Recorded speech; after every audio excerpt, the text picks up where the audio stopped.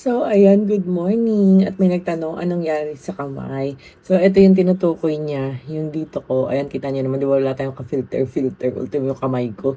Ayan, so, medyo nag-light na nga siya sa ganyan. Hindi na siya masyadong super pansin kagaya dati na sobrang lala. Pati dito, tingnan nyo, nag-light na rin yun nandito. And meron din yan dito.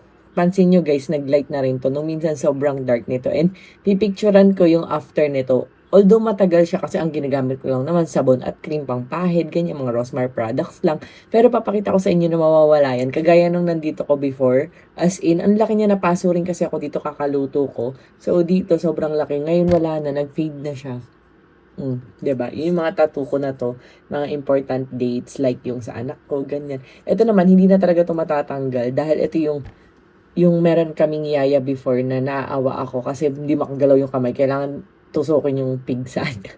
Tinusok ko, sa akin naman napunta. Sabi ko pa nun, sana maging pigsa para matesting ko din. Kasi ang sarap magtusok. Ayun na, tinusok-tusok ko. Ganyan yung nangyari. Ito naman, may mga meaning yan. Parang tattoo ba?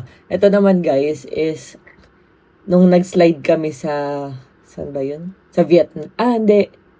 Sa, ano nga ba yun? Dito sa Tagaytay Sky Ranch, may bago kasi doon. E napadaos-us ako, tigkabila yan, guys. Nasaan yung isa? Basta dito, nag-light na siya. Tumuon kasi ako kaya namula. So ito, meron dito, nag-light na. Yan, napaganon ako. Kaya tigkabila yan. So ito, kung ito yung tinutukoy mo naman, ayan yung sa paso. Kasi nga, bumuhos sa akin yung mantika. Buti nga hindi napunta sa mukha ko. Oh no. Ayan, pero nagla-light na siya. Update ko kayo pag totally nawala na siya. Ayan. Medyo light na siya. Sa TikTok lang ganyan. Pero sa personal kasi, parang hindi na siya masyadong pansinin. Ayan. So, ayun lang. Let's go. Ano na tayo? Mag-skincare. So, let's go. Siyempre, ang Rosmar Premium Tinted Sunscreen natin. Parang hindi ko siya ka-shade, di ba? Pag pinahid, hindi ka-shade. Pero, Tone Adapt Technology, ganyan kabilis i-blend. SPF tested. SPF 70 PA++++. And sa una, akala mo parang wet look siya kasi nga very moisturizing to.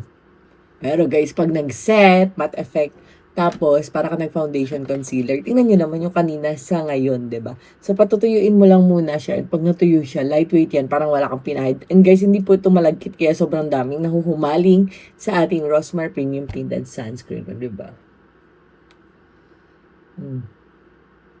Patuyuin lang muna natin, then okay na. And tada, ganyan yung itsura niya pag nag-set siya. Para na ako nag-foundation concealer, di ba? Ayan, o, tinan niyo yung balat ko. Hindi nakakulay ng mukha ko, guys. Kasi nga, ito kasing ating Rosmar Premium Tinted Sunscreen, may whitening effect kasi to. Alam niyo ba, pag naliligo ako, yung katawan ko, talagang pag ginano ko, hindi ka kulay. Nangingitim yung braso ko kasi sobrang, lagi ako naka-sleeveless, ganyan. Lagi ako paraw ng paraw, di ako nagpapayong, nagdadagat. Ayun, so ina-enjoy natin ang life.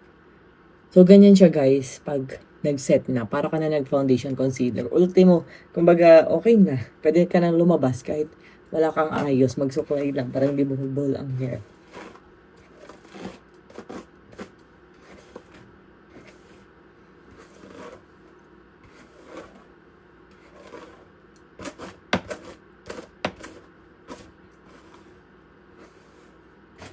Yan, so ganyan lang, di ba? Ready to go.